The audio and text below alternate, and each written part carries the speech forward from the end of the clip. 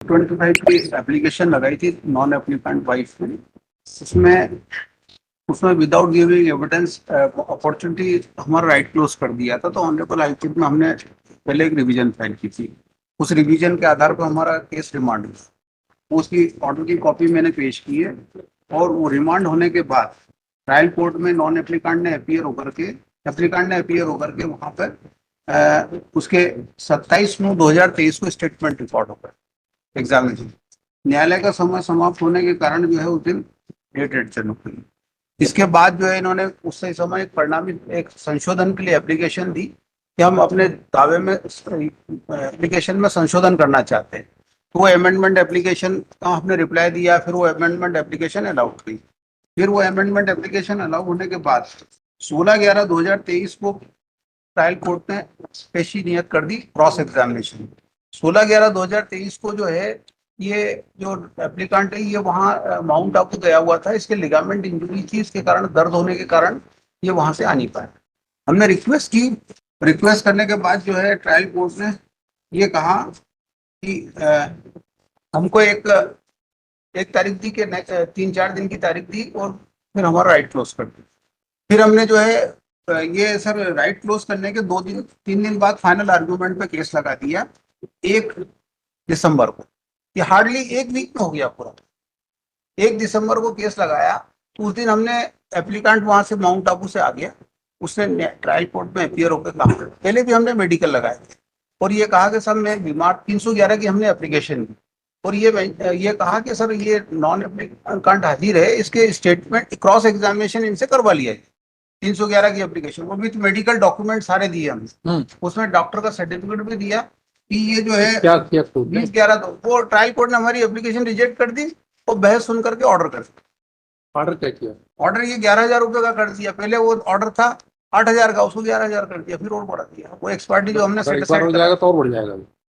आप क्या उम्मीद करते नहीं सर ये क्रॉस वो हमारा बयान पढ़ा ही नहीं ना सर। पहली बार बिना पढ़े आपके 8,000 किया था नहीं आपके बयान उस हमारा एविडेंस मेरी बात सुन लीजिए। तो इस बार भी बिना पढ़े किया ना सर। इस बार बिना पढ़े किया तो इस बार बढ़ा दिया। अगली बार फिर भेजूं मैं? नहीं अभी तो ये एक ही 6 महीने के अंदर ही हो रहा है। फिर कोई भरोसा थोड़ा है कोर्ट का। हमारे डॉक्यूमेंट पढ़े ही नहीं ना सर। हमने जो इनकम रिलेटेड डॉक्यूमेंट पेश किए थे एग्जिबिट हुए थे। आपको फायदा क्या हो रहा है रिमांड कराने से? सर मेरा निवेदन है कि एक मौका मिल जाए उसको। और उसका एग्जामिनेशन ही चीफ कंप्लीट हो गया था। तो मिल जाएगा, बढ़ गया तब क्या करोगे फिर? क्या जब पार्टी की बात होगी आप? सर वो इतने पैसे कहाँ भर पाएगा सर। वो सेक्शन 9 की डिग्री उसके फेवर में है सर। वो तो रखना चाहता बच्चों को। Sir, sir, I would like to bring the petitioner's conduct before the honorable court. So, my learned friend has filed the previous order, which was CRR, sir. CRR 1121/2001-2018, which is annexure Preeti. Lordship, I would request you to kindly go to para number 2 of that particular annexure Preeti, Lordship. This is just important, Lordship, to show the conduct of the petitioner. Para number 2 of the? Para number 2 of CRR. CRR 1121/2018. That is annexure P3, which is filed by my learned friend, Lordship. Para number 3. Lordship, para number 2. The order of CRR 1121. What है? Lordship. Lordship, last but fourth line I would like to read you, if you allow me. In view of the aforesaid, learned trial court, after recording the statement of non-applicant and their witnesses, fix the case for depositing the amount of interim maintenance and applicant's evidence on 12/9/2017. Lordship, may I continue? नहीं. In view of the aforesaid learned trial court, after recording the certificate. No, Lordship. This is the CRR which was filed previously by them in 2018, which is annexure P3, Lordship. It says fix the case for depositing the amount of interim maintenance and represents evidence on Page number 34, Lordship. ठीक है. On the said date, On the said date, now Lordship, showing his conduct, these lines are very important. On the said day, applicant prayed for adjournment, therefore case was fixed for 9/10/2017. He again sought adjournment for producing evidence and case was fixed on 2/11/2017. Repeatedly, they are filing for adjournment. On that date also, he sought adjournment on the ground of his illness, but his prayer was rejected and his right to adduce the evidence was closed, and the case was fixed for final arguments on 16/11/2017, 20/11/2017, and 29/11/2017, on which applicant did not appear in the court. Therefore, After hearing the final arguments, impugned order was passed. This shows the conduct of the petitioner, Lordship. Lordship, may please be oblige me to para number 6, Lordship, page number 36, the last line. After recording of the statements of non-applicants and their witnesses, case was fixed for applicants' evidence as well as for depositing the amount of interim maintenance due against him on 12/9/2017, 9/10/2017, and 2/11/2017. But he neither deposited the amount of interim maintenance nor adduced his evidence, and case was adjourned for final arguments on 16/11/2017. But he remained absent on that day. Therefore, prayer made by him does not appear to be convincing. Even then, in the interest of justice, one more chance can be given. One more chance was already given to him, Lordship. Para number says about the direction which was given by the Honorable Court. The trial court to grant one opportunity to the applicant to adduce his evidence subject to depositing the whole amount of interim maintenance due against him. Applicant shall pay the same to the non-applicants, failing which no evidence shall be permitted to be adduced and the impugned order shall be presumed to be in force. Lordship, that means in this revision, one opportunity was always was given to him to come and give his evidence.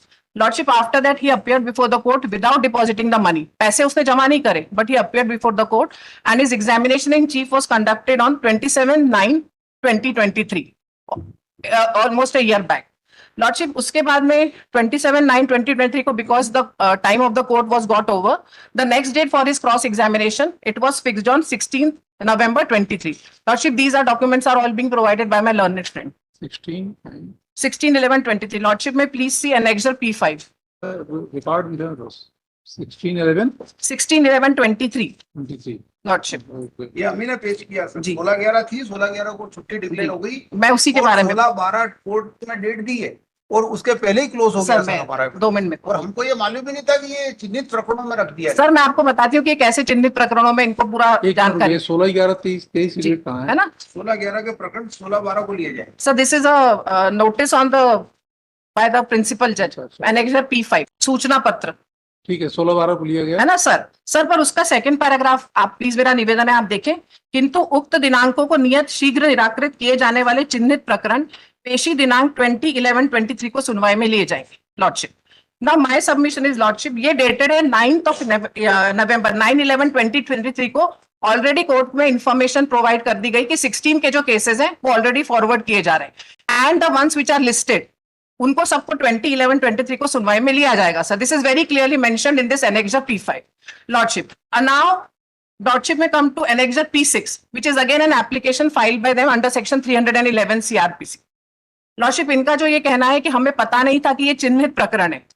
Annexure P6 का third paragraph sir इन्हीं की तरफ का एक application है विच clearly says यह कि उक्त प्रकरण, मैं कंटिन्यू सर, यह कि उक्त प्रकरण सूचीबद्ध होने से माननीय न्यायालय द्वारा प्रति प्रार्थी के प्रति परीक्षण हेतु दिनांक 20/11/23 नियत की गई।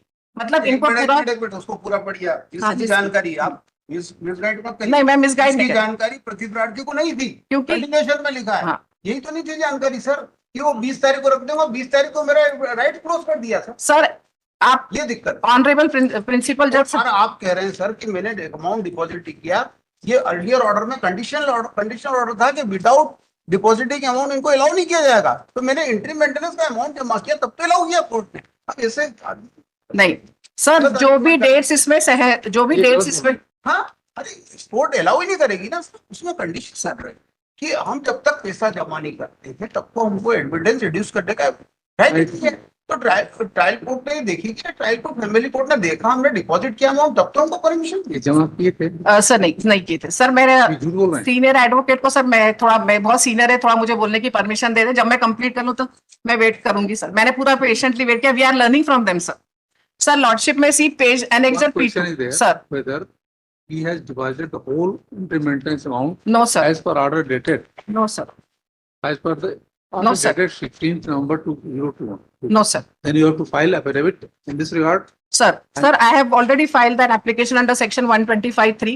The amount that is due against him, sir, it is No, coming. I am saying, Sir, I am saying that whether he has without complying with that order, how the court has restored the case.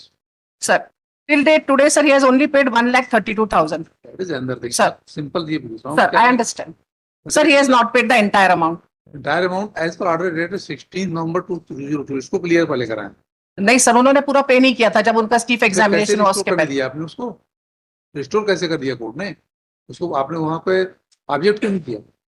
Sir अब वहां का तो मुझे नहीं पता इस बारे में, पर करना चाहिए था। उनको नहीं। नहीं, या तो आप पूरी बात जानकारी है आपको, पूरी बात जानकारी है आपका। सर है मुझे। He is saying like that, आपका नहीं, हमने ऑब्जेक्ट नहीं, क्यों नहीं ऑब्जेक्ट करेंगे भाई? सर जब ऑलरेडी कोर्ट ऑर्डर कर रही है कि विदाउट आफ्टर, हम भी यही ऑर्डर भी करते थोड़ी देर के लिए। सर। मैं यही ऑर्डर करने से था, अगर इनको अवसर देता तो ये था कि सबसे पहले पूरा अमाउंट जमा करवाओ। बिल्कुल सर। अब आप जमा कीजिए, स्टार्ट कर दे रहे हो वहाँ पे। सर इन्होंने नहीं करा सर पूरा पेमेंट। नहीं तो आप एफिडेविट में दीजिए इसको। मैं इसका एक खुलासा लेता हूँ। क्लियर कट आप बताइए पूरी बात, कि नहीं जमा किया फिर भी कर दिया कोर्ट ने, ये तो पता होना चाहिए हमको। सर ये बोल रहे हैं किया है, आप बोल रहे हैं नहीं किया है। हाँ सर। सर मेरा रिक्वेस्ट था कि अगर इन्होंने जमा किया होता तो कुछ रिसिप्ट ये लोग खुद पेश इनको करते। रिसीव करने की तब जरूरत होगी जब आप मना करोगे पहले। सर भाई पहली बात तो आप सुनिए, हाईकोर्ट का ऑर्डर है, हाईकोर्ट ने ऑर्डर किया था कि पूरा पेमेंट जब जमा करेंगे तब रिस्टोर हो। Sir I agree. तभी, तब बिना जमा किए रिस्टोर कैसे कर लिया कोर्ट ने? सर इसी तो प्रॉब्लम। Sir I understand. ये इनका कहना आपने, जब मुझे सही लग रहा है इसलिए बोल रहा हूँ। आप जी। अगर कहते हो कि नहीं जमा, आप बार बार बोलिए नहीं जमा किया, जी सर। तो देन आप you have to file some proof regarding this. So then I will just confirm this. Kindly give me one date for this, a very short date. Sir 27/9/2023 को मेरे स्टेटमेंट हुए हैं, उसके देखिए आपको जमा तो करना पड़ेगा, तो कर दिए ना जमा, आगे भी जमा करना पड़ेगा, करेंगे ना sir. Sir, may I submit how much is the total amount? पूरा जमा करना पड़ेगा आपको, और उसके बाद ही कुछ भी सुनवाई का होगा पड़ेगा।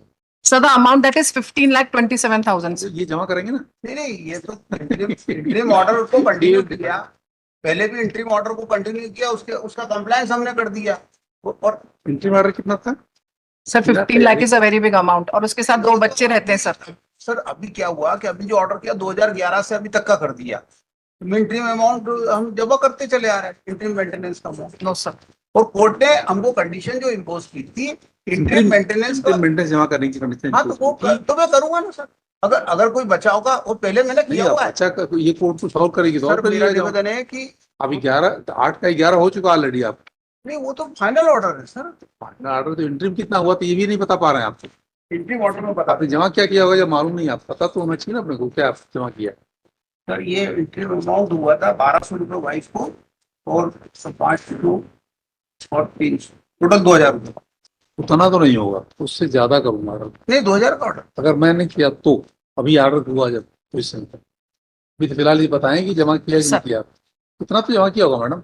सर अगेन 1 minute वो करके हमको परमिशन दी। सर इसमें सर क्या है, इसमें एक ही डेट का प्रॉब्लम है, क्योंकि छुट्टी डिक्लेयर कर दी थी, उसको मालूम नहीं था, इसलिए माउंट आबू चला गया वो, और हमको दी थी 16/12, और ट्रायल कोर्ट ने बीच में ही वो लेकर के हमारा राइट क्लोज कर दिया। और एक 16/12 को 16/11 को डेट थी, उस दिन छुट्टी हो मैं गई, सब देख लूंगा। 20/11, और 1 तारीख को हमने फिर एफडीआर होकर के अर्जी दी पूरा आप लोग कि हमारा सर ये, सिनाप्सिस और हमारी तरफ से डिले नहीं, मेरी बात क्रॉस सुनिए, आप पूरी सिनाप्सिस मैडम पहली बात तो आप श्योर हो जाएं। I will do that. So is saying that is correct और not? sir, I will definitely. पहले ही एलिगेशन लगा रहे हैं कि हमने जी। जमा कर दिया, आप बोले नहीं जमा किया। How it is possible? नहीं, ये दो का एफिडेविट दे दें सर। एफिडेविट दे दें उसका, या फिर जमा जी कर मैं बिल्कुल दे दूंगी सर, जितना अमाउंट 1200 वाला तो जमा किया होगा, ऐसा मेरा अंदाजा है। 2000 रुपये महीने का पूरा जमा किया होगा। 2011 से अभी तक का जमा है पूरा। सर मैं पूरा डिटेल आपका उसका डिटेल पूरा 2010 खुला से सकता। अभी तक का। I'll submit an affidavit lodge. उसके बाद भी अब मैं ऑर्डर करूंगा तो इनको और जमा करना होगा, सर वो भी करेंगे। सर इन्होंने डीवी में अभी रिस्टोर होगा तो रिस्टोर नहीं हो सकता है। सर अभी ऑर्डर हुआ नहीं। वो तो एक ही डेट का था सर, ये तो क्या उससे है, क्या होता है? वो छुट्टी डिक्लेयर हो गई थी उस दिन, देखिए ट्रायल कोर्ट भी और सोच समझ के ऑर्डर हमको नहीं मालूम था कि सर ये चिन्हित केस है सर, ये सब कहीं था नहीं प्रोसीडिंग में, हमको तो जानकारी नहीं थी। हम सर- 16/12 को समझे, और 16/12 के बीच में डेट निकल गई और उसको राइट क्लोज हो गया। सर हम लोग को तो रात में भी 5 साल पुराने केस के सपने आते कि अब वो चिन्हित हो चुका है सर, ये तो 2011 से 16 ऑलरेडी पेंडिंग है सर। 16/11 और एक तारीख को तो मैं खुद अपीयर होकर मैंने अर्जी की कोर्ट में 311 की, तो मेरे को क्रॉस एग्जामिनेशन कर ली है, तो ये कर लेते उस दिन तो ये आना ही नहीं पड़ता सर हमारी वजह से नहीं डिले हुआ था क्रॉस एग्जामिनेशन, दैट वाज चलिए next not. So list of 4 weeks